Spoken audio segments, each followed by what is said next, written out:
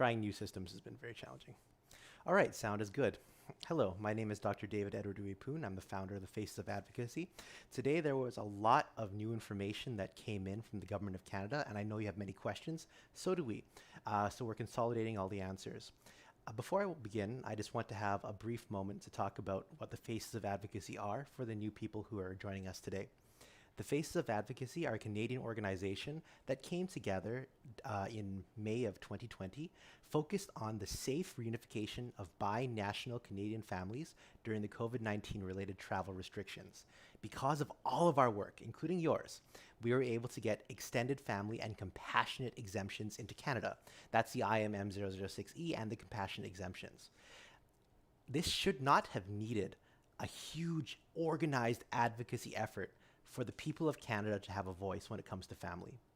So as we go through things today, you'll see that a number of steps and barriers to family unification will be resolved hopefully within the next 2 months. But that doesn't mean our mission will end here. I'll get into more details later on because right now we still have to focus on families. But when the election is called in Canada, and it's very likely going to be called within the next 1 to 2 months, we have a role to play to remind Canadians of just how poorly treated Canadian families were left during the pandemic. And these are things that we have to both help those MPs who helped us, and we also have to go after the government that forgot us.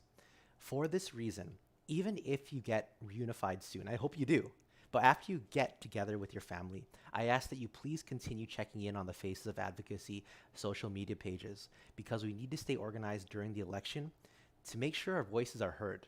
Too many people were being ignored, too many people didn't get a response from their MP, and too many people were disenfranchised by the government. For this reason, please continue to follow us on social media. So subscribe to us on YouTube, like our Instagram, follow our Twitter, and make sure to continue in our Facebook groups and our LinkedIn. That's all I'm asking for right now, if you can do that. So let's go through the new government statement today.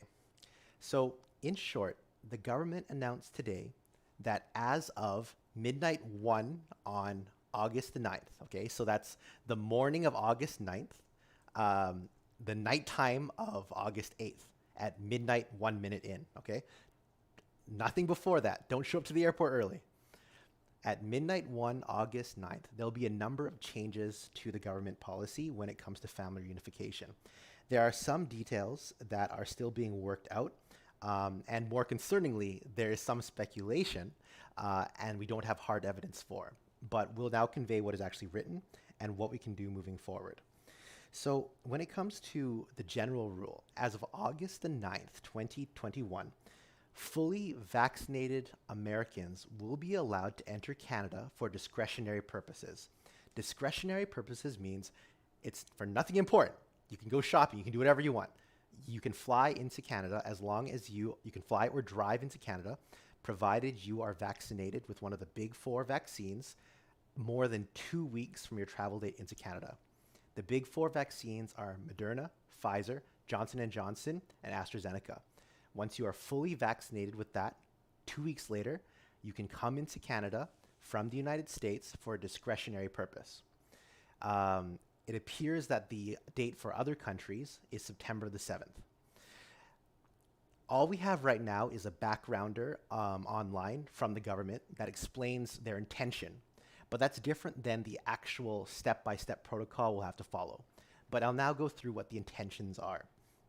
So special thanks to all of our teammates as well as the peer advocates group for putting together all this information, making sure we're as up to date as possible. If you'd like to help with the campaign, join our peer advocacy program. Message Kara Harris on Facebook because we need to be able to get this information out to families who need it, as well as dispel all information that's been coming out because people are already confused. We need to give clarity, not more confusion. So you will still require pre-departure testing coming into Canada. This was not one of the recommendations that the scientific advisory offered, but it's something that they'll continue to do. So you'll still have to complete pre-departure testing. Assumingly, it'll be the same 72 hours. You must use the Arrivecan app. So people who have trouble installing Arrivecan, for those who aren't very familiar with smartphones, that'll be an issue for them, and we'll continue to help those who need it when it comes to the Arrivecan app. Here's one of the big wins that I think we were very helpful and very instrumental in making happen. This is verbatim. Unvaccinated children under 12 years of age and dependent children due to a mental or physical condition of fully vaccinated travelers will no longer have to complete a 14-day quarantine, but must follow strict public health measures. That's huge, because it was only a few weeks ago breastfeeding toddlers were subject to quarantine when the parents weren't. That made no sense, and I think we brought it up very big in the news. I think we made a difference here, and I'm very proud of all of you for pulling this off. So that means, though, if you bring your toddler in, don't bring them to daycare. They say specifically avoid group settings such as camps or daycares. I think that's very reasonable. Don't go to camps or daycares. Unvaccinated children are subject to both day 1 and day 8 testing requirements. So while a fully vaccinated person will not be, an unvaccinated child will be. While ideally that would not be needed for these patients, it's reasonable in this case, I suppose. So this is something that's actually written. It says, eliminate the 3-night government-authorized hotel stay requirement for all travelers arriving by air as of midnight 1 on August the 9th. So if we're reading this correctly, and I think we are, that means no more hotel quarantine for anyone. That was one of our biggest fights, and we are so glad to finally be at this stage. It took much longer than we thought it needed. The science backed us up. We even went to legal avenues. But the point is the hotel quarantine is gone. This becomes very important for those who have a family exemption and are unable to vaccinate or are partially vaccinated. So essentially, if you are unable to get vaccinated or you're partially vaccinated and you're coming into Canada on an extended family or immediate family exemption, you will still have to go through the 15-day minimum stay, but you will not have to pay the exorbitant price of $2,000 for a hotel quarantine. That's significant. That's huge. And that is a clear path for those who cannot get vaccinated. I would say that's a clear-cut win as any we can get. That's very significant. The hotel quarantines should have never been enacted the way they were. And so I'm very proud of all of you for writing into your members of parliament, writing your ministers, making a change. You guys did fantastic. So in regards to the 15-day minimum stay for fully vaccinated people coming into Canada. So these are the fully vaccinated foreign national family members. As of right now, you have to stay for 15 days minimum. However, as of August the 9th, a trusted source online, his name is Alexander Panetta, contacted the Public Health Agency of Canada, FAC, and he posted the response directly online. There is not mandatory minimum stay. That's not my error in speaking. It's actually there is not mandatory minimum stay. That's what they've written specifically for this question about the 15-day minimum stay for fully vaccinated people coming into Canada. Until I see it in writing, in the orders in council, in the rules, or on the government website, I will not believe it's there. But at the moment, that's where it looks, and this is from an additional trusted source. Now, I would be remiss if I didn't remind people that we have also been told this before by trusted government sources, and it turned out not to be true. I'm inclined to believe it here, but I am actually still looking for clarity on this. This is too important. I know the 15-day minimum stay is prohibitive to a lot of families who are fully vaccinated, and we need to get this right. So the next rollover for the orders in council, so the border restrictions, will be on the 21st of July. I'm unsure if anything will show up there.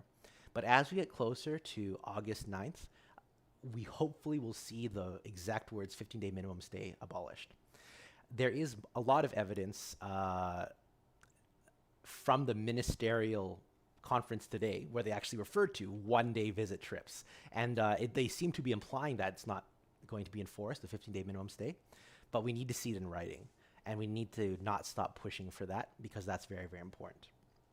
So those are the current rules for the new changes to the border restrictions as of August 9th at midnight 1. Okay, so don't go. We had someone post, oh, we showed up 2 hours before the change and they wouldn't let us stay in the airport. These are the things we don't want to push.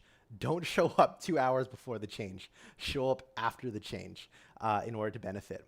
And if any officer, any CBSA officer, any MP deigns to tell you misleading information, I have a note written on the Faces of Advocacy website that is a clarifying letter that explains very clearly what a foreign national, fully vaccinated family member of a Canadian is allowed to do once they come to Canada, and that's be exempt from quarantine. Do not let anyone mislead you. It is completely inappropriate, as families have suffered enough. So we'll do the same when it comes to August the 9th, but please show up after midnight 1 on August the 9th. In terms of the other international borders, it looks like September the 7th is the day. Now, they haven't given any specifics, not the exact hour, how it's going to be operationalized, but as far as people seem to suspect, it looks like it'll probably be the same because all of the orders in council up until this one have all been exactly the same for the international non-US border and the international US border. So at the moment, we have no reason to believe that anything different will occur other than the fact that it's only going to happen on September 7th, probably at midnight 1 or something. Before we go into questions and answers, I want to show you two things. Number one, if you are able to donate to the campaign, it really helps us in terms of our infrastructure and accessing more people. It's just, if you're able to donate, we are at buymeacoffee.com/facesofadvocacy, buymeacoffee.com/facesofadvocacy, and you're able to donate if you can. And if you can't donate, educate. Join our peer advocacy program. We'll have the instructions listed in the chat. And if you can't educate, then at the very least, advocate. Make sure to make phone calls. Make sure to write people. Because there are still barriers to family reunification that exist. As of right now, temporary residents have no accessible pathway to family reunification. These are people on work permits. These are people, international students. They contributed to Canada's economy. They helped Canadians. They served during the pandemic, but they still don't have an accessible pathway. For a temporary resident from the US, it looks like you'll be able to reunite by August the 9th. And those for outside of US, though, that's September 7th. And that's a long time to wait. So I'm begging you, please stay involved with the Faces of Advocacy as we press forward to help more families. The second bit is, I don't know if you guys remember, but it was only June the 15th that we did the Family Reunification Border Transition Plan. June the 15th was a little over a month ago. And I'm going through the list of what we were demanding at the time. And it's incredible just how much has changed in 1 month. And I strongly believe it is because of the advocacy that you guys have been doing, calling and emailing your representatives. So if you ever feel small and you ever feel insignificant, please know that you contributed to an incredible change. Fully vaccinated individuals must be exempt from the hotel quarantine. We did that. Explicit clarity that the rules will apply to all travelers. It eventually came a little bit late, but we got the explicit clarity. The arrival testing with quarantine until negative test results, we actually got better than that. We don't need to quarantine once you land and do your test. You actually don't need to wait for the results. That's better than we had asked for. Proof of vaccination didn't require us to email the government our vaccination status. We were allowed to upload it through the Arrivecan app, and it got assessed at the border. We did a great thing in that regard. There is actually now a plan for safe family reunification for partially vaccinated and those who cannot get vaccinated, because not only do the rules today specify that those with a medical exemption can come into Canada for discretionary purposes, but also there's no more hotel quarantine as of August the 9th. That's significant for those unable to access the big four vaccines. Those with medical conditions, not having to do the hotel quarantine is a significant help for a lot of these things.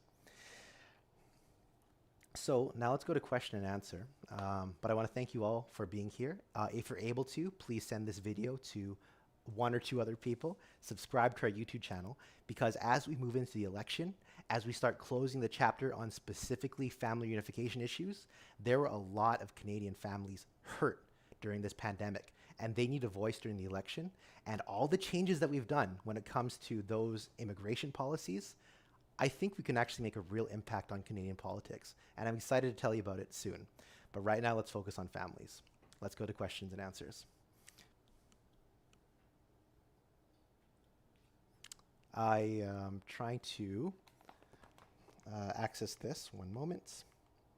We're trying a different setup with one laptop monitor and then now one physically in my hand. So have to reload this. Once the election comes, we'll be very professional when it comes to all this technology. All right. Scrolling from the top, whole bunch of can't hear yous. Yep, sound is fixed. There is no lovely voice here. Loving the new camera. Thank you guys. By the way, we don't expense this equipment to the donations. I just want to make it very clear. This equipment is not expensed to the campaign. Faces of Advocacy has been my lifeline for information and reassurance in this past year and change. Shannon, thank you very much. Thank you for all of you, though, for fighting with us and being together. Please continue to follow the Faces of Advocacy on social media because we will need your help in creating change for Canadian families during the election. We have a lot of big projects moving forward as we start to close the chapter on specifically COVID-19 travel restrictions for families.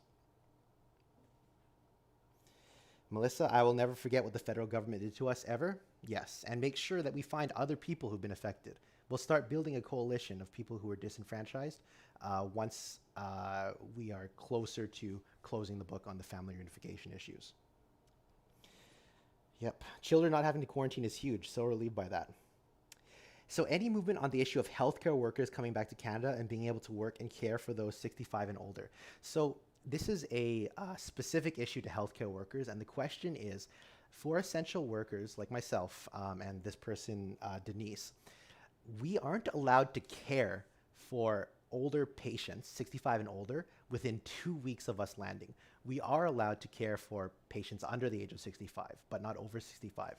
So there are two barriers to this for anyone watching. Number one is the Order in Council, which states that we cannot actually treat a patient over 65 years old, and also the private rules, which come from the hospital. Now, as far as I can tell right now, there's been no change in that momentum because they believe the older are most vulnerable. But this will affect a good number of people. If you're able to message us on, post under the daily threads that we have on the Faces of Advocacy Facebook, I'd like to hear how many healthcare workers have been affected by this because we need to help as many people as possible. Now, because this is not specifically a family reunification issue, it hasn't been maybe as high of a priority, but it's certainly there and something that we want to deal with. So this is does the change for children take effect immediately? As far as we can tell, the changes will take effect at midnight 1, okay, so it's 0001 on August the 9th, okay? So August 9th morning, August 8th night. The changes for children do not take effect right now. It's not going to happen for a few more weeks. Do not attempt to do this earlier. So this is a very good question from Husak, so maybe Stephen. So day 1 and day 8 testing for minors under 12. How does that work for American children whose against staying any longer than a weekend, basically? So this will be very interesting and one of the issues that we need to highlight. But as far as I can read from the backgrounder, it looks like the children are officially now going to follow the quarantine rules of the parents. Because we don't have 15-day rule clarity specifically, I'm hesitant to say that children will be able to leave, but we are going to be pushing for clarity on the 15-day rule, and then on that 15-day rule, making sure children are under it. So the answer is we don't know exactly. What about fully vaccinated extended family members? Do they still need the show authorization? So there are the exemptions, the extended family exemptions, the IMM 006E, what we fought for. That will always allow you to board a plane and come into Canada. If you choose to come in this direction and you're fully vaccinated, you're already exempt. If you choose to come in after August the 9th as an American citizen coming into Canada, fully vaccinated, you will not require authorization. But the rules are that you have to be American, and so it really depends on your status in the United States. It doesn't mean you're just living in the United States. It depends on your United States status. In addition to that, it'll only apply to Americans August the 9th, and then we have to wait till September the 7th for non-US borders. So for just clarity, if you're coming in on extended family, you still need the IMM 006E. If you're coming in under American status, you won't require that on August the 9th. And if you're coming in on international status, you'll need it until September the 7th. It should apply to the land and air border. What did I say about the Arrivecan app? We need to use the Arrivecan app.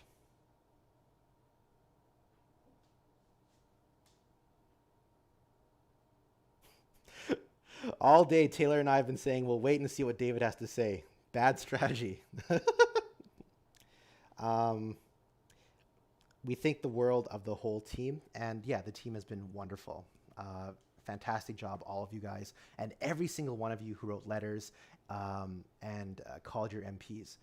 We need to keep this machine moving, if not for ourselves, then for the other people who will be affected. When the election comes around, we have a big strategy to actually get the attention of government officials to make sure that the voices of Canadian people will not be ignored like they were over the past 16 months. But we need to be together and organized for that. So a lot of you are going to be reunited very soon, if not already.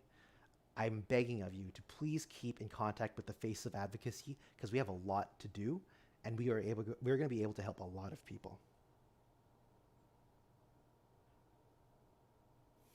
There are changes to the number of airports that international flights can come into. There's a list on the website. I don't have them written down. I'm sorry. Nice lightsabers. Yes, they are. I love the lightsabers.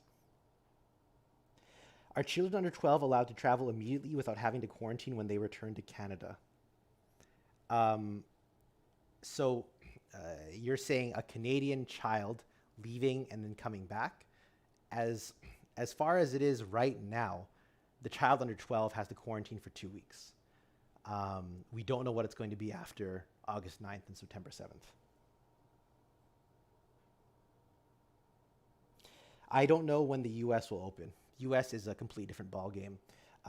We have a group that's spun out of Faces of Advocacy called Let Us Reunite.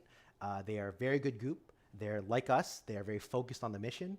So Let Us Reunite will hopefully have more information. I believe they're having a large online rally tomorrow. So I don't have any information on that, but they're very organized. And if you want to change the border regulations for people going into the U.S., Let Us Reunite are the ones to do it. Babies, toddlers won't need to be tested. Correct. Children under 5 don't be tested, but they still have, as of right now, they're still subject to 2-week quarantine. And then as of after August the 9th, the babies and toddlers are probably going to follow the parents' quarantine, but we don't know if they're subject to a 15-day minimum stay yet.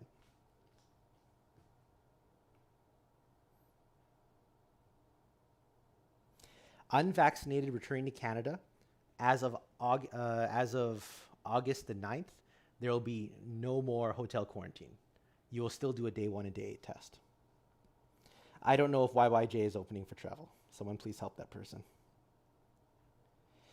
Do I think unvaccinated travelers will be able to go into Canada in September? I cannot speculate.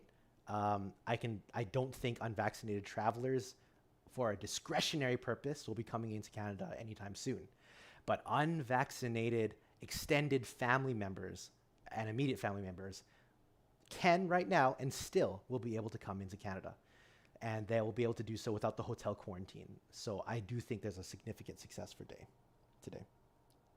Your ducks are quite rowed, David. Donating again and encouraging everyone who can do the same. There's an English idiom about getting your ducks in a row. And so I typically say I'm trying to row my ducks. Whether or not that makes sense in English, I have no idea. It's my first language, so that's why I have so much issues. Thank you for donating. You don't have to, but it does help. Okay, very good question. Presuming the 15-day minimum stay is dissolved, will I be able to enter under my exemption prior to the 9th, but then leave early without being denied one next time? No, as far as we can tell, and this was the precedent was set earlier this month. You are under the quarantine rules of what you were arriving in. So if you arrive before the 9th, you're under the 9th rules. Before August the 9th, you're under the same rules of before August the 9th. And that means you have to stay for the 15 days. So you are not going to change your quarantine rules just because the day passed. I know it doesn't make sense, but this is the government. This is how they do it. And we have to follow the rules. So if you plan on hedging your bets and seeing that the 15-day minimum stay is gone by August the 9th, then you must arrive after August the 9th, midnight 1. So 0001. Thank you to our Chief of Staff, Justin Daly. Like, subscribe, and share. So for those of us joining us, please hit like on this video if you can. Subscribe to our YouTube channel. And I'm asking you to please share this with at least 1 or 2 people who might need help, because we are growing the faces of advocacy. During the election, I think we can make a substantial impact. We have shown in the past 16 months just how incredible we can be with our work together, and I want to keep that going. The chapter on specifically COVID-related family reunification looks like it'll be closing soon, and I'm so grateful for that. But for those of you with energy and who want the government to never forget the impact that they had on Canadians, we need to press forward, and we need to do it together. So please share this video with other people, like our Facebook, our Twitter, our Instagram, and our YouTube, and hopefully we'll be able to get there soon. We're aiming for at least 2,000 subscribers to our YouTube by the end of August. Will the government process all permanent residence applications under family class? So I don't know this specifically, but I do know, because we got to work closely with the IRCC, that they are increasing their processing of these files. I don't have information for you there, but if you start typing into our daily threads, someone there should be able to help. And it's something that we should be looking into. Please stay in contact with the Face of Advocacy. Will there be any change to the definition of extended family member? So at the moment, because August the 9th and September the 7th will herald a new age of people coming in who are fully vaccinated foreign nationals, we won't necessarily need to expand the definition of extended family member. If your question is, can an unvaccinated family member come into Canada, that's going to be more challenging for us to answer, and I'm not too sure what clarity we'll have there. But at the moment, if you're saying, oh, my niece is fully vaccinated, but she's not an extended family member, if she's in the US, she'll be able to come into Canada as of August the 9th. And if she's elsewhere in the world, as of September the 7th, she'll be able to. And hopefully that'll help you. Nice new production value. Love the comments on the screen. Okay, answering Will's question again. If you're coming in before August 9th, you are beholden to the before August 9th 15-day minimum stay. Don't come before August 9th unless you are okay with staying under before the August 9th quarantine rules. People will still need, the question is, do we need the IMM 006E anymore? For those of you who are coming in under family reunification as an extended family member, you'll still need it. You'll still need it if you are the adult child of a Canadian mother and you aren't vaccinated, you aren't able to get vaccinated. You'll still need it if after August the 9th you are from Germany and you come to see your family.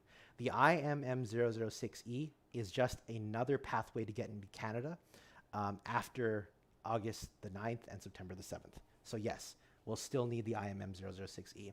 And for those of you who are new to the Face of Advocacy, it was because of all of our work together, including yours, we were able to get this change. Okay.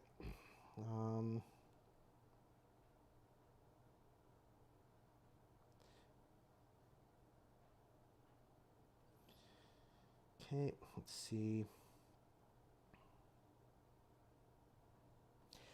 So this is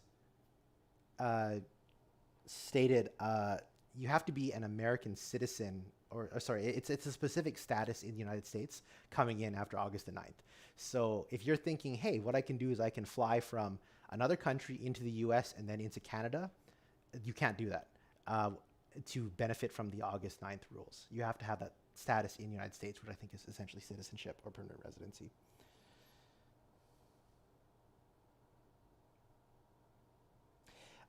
So the same person who's asking, will the IMM006E be necessary, is saying, I'm worried we're going to come after August the 9th and the CBSA is going to ask for authorization. I'm worried too.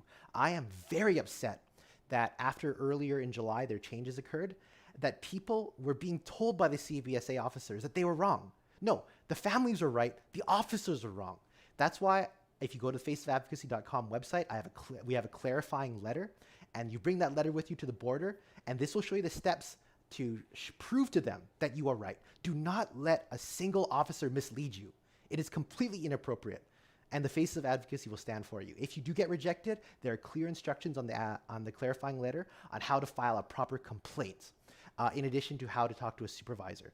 I am so angry, and I'm so sorry for all of you who have been misled by a CBSA officer or by an MP. It is completely inappropriate, and I promise you, we will get into this during the election. Right now, let's get families together, but during the election, if you have time, be here.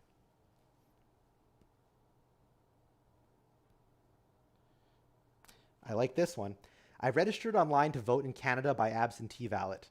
I have lived in US over 35 years and never voted in Canada, but this year I will. I won't forget what happened. Using my power of voting, we'll see you guys here during the election. This guy named David Haas is writing, Halifax, Quebec, Ottawa, Winnipeg, and Edmonton.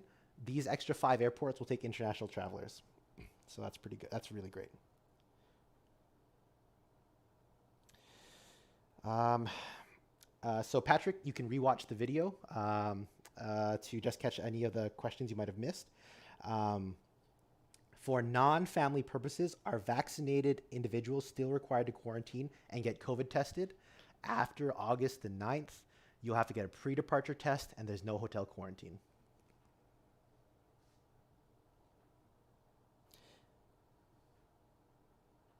Kevin O'Neill says, or permanent resident. So I'm guessing he's referring to the American citizens or permanent resident will benefit from the August 9th changes.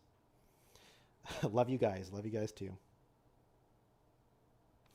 I truly appreciate all the work the team has done. The fight isn't over though. I'll continue to support FOA however I can. Thank you. And thank you for all of you who have. One person is considering walking across on August the 9th.